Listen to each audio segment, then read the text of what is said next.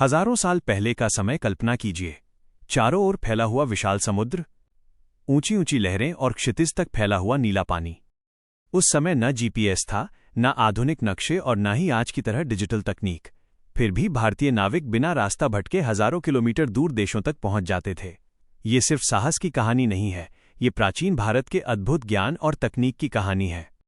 आज से लगभग 1000 साल पहले भारत दुनिया के सबसे बड़े व्यापारिक केंद्रों में से एक था। भारतीय व्यापारी समुद्र के रास्ते अरब देशों, अफ्रीका और दक्षिण पूर्व एशिया तक यात्रा करते थे। भारत से मसाले, रेशम, कपास और कीमती धातुएं दूर दूर के देशों तक पहुंचती थीं। बदले में दूसरे देशों से भी कई वस्तुएं भारत लाई जाती थीं। लेकिन उस समय समुद्र यात्रा करना आसान नहीं था। समुद्र के बीच चारों ओर सिर्फ पानी दिखाई देता था, कोई सड़क नहीं, कोई निशान नहीं, और छोटी सी गलती जहाज को सैकड़ों किलोमीटर गलत दिशा में ले जा सकती थी।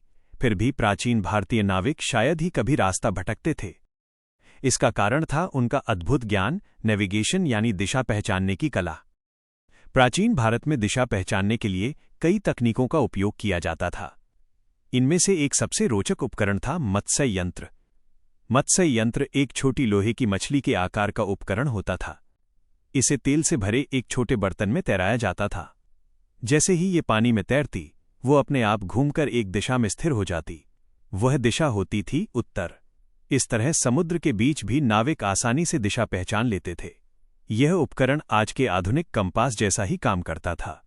इससे पता चलता है कि प्राचीन भारत में चुंबकीय गुणों और दिशा ज्ञान की समझ काफी विकसित थी।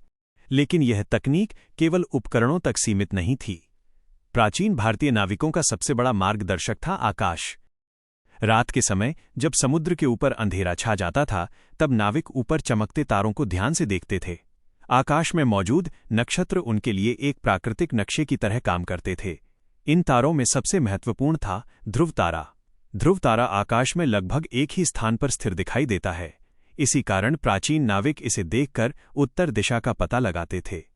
जब भी उन्हें दिशा को लेकर संदेह होता, वे आकाश की ओर देखते और ध्रुव तारे की स्थिति देखकर अपना मार्ग तय करते। ये ज्ञान अचानक नहीं आया था। प्राचीन भारत में खगोल विज्ञान बहुत विकसित था। नाविकों को अलग अलग नक्षत्रों की स्थिति, उनके उदय और अस्त होने का समय और मौसम के अनुसार उनकी चाल का गहरा ज्ञान होता था।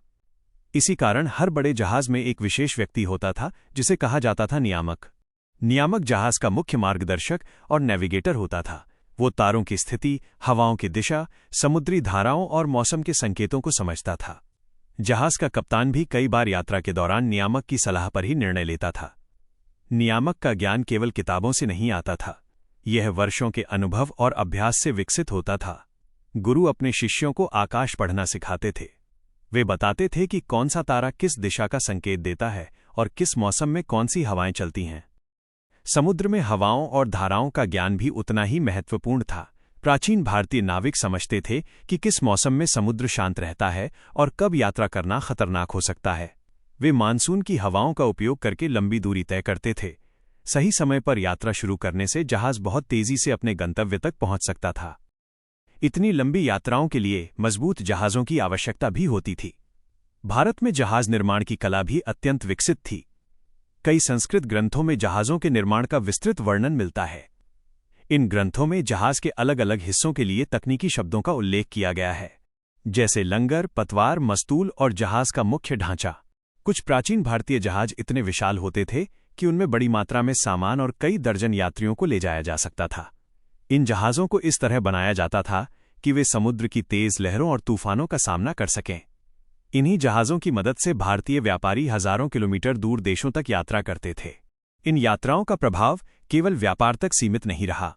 इसके माध्यम से भारतीय संस्कृति, कला, धर्म और ज्ञान भी दूर दूर के देशों तक पहुंचा। दक्षिण पूर्व एशिया के कई देशों में आज भी भारतीय संस्कृति के प्रभाव स्पष्ट रूप से दिखाई देते हैं। मंदिरों की वास्तुकला, प्राचीन शिलालेख और सांस्कृतिक परंपराएं इस बात का प्रमाण हैं कि कभी भारत और इन क्षेत्रों के बीच गहरा संपर्क था। ये सब संभव हुआ प्राचीन भारतीय नाविकों के साहस और उनके अद्भुत ज्ञान के कारण। आज हम आधुनिक तकनीक पर निर्भर हैं। जीपीएस, सैटेलाइट और डिजिटल नक्शों की मदद से दिशा पहचानना बहुत आसान हो गया है। लेकिन हजारों साल पहले हमारे पूर्वज केवल प्रकृति के संकेतों, तारों के ज्ञान और अपने अनुभव के आधार पर विशाल समुद्रों को पार करते थे। ये कहानी हमें याद दिलाती है कि प्राचीन भारत केवल राजाओं और युद्धों की भूमि नहीं था। ये विज्ञान, खगोल, तकनीक और साहस का भी केंद्र था। और शायद यही कारण है कि जब हम इतिहास के इन पन्नों को देखते हैं तो हमें एहसास होता है कि हमारे पूर्वजों का ज्ञान आज भी हमें प्रेरित करता है। प्राचीन भारत की समुद्री यात्रा और नेविगेशन की ये कहानी केवल अतीत नहीं है, ये उस महान सभ्यता की झलक है जिसने प्रकृति को समझकर उसे अपना मार्गदर्शक बना लिया था।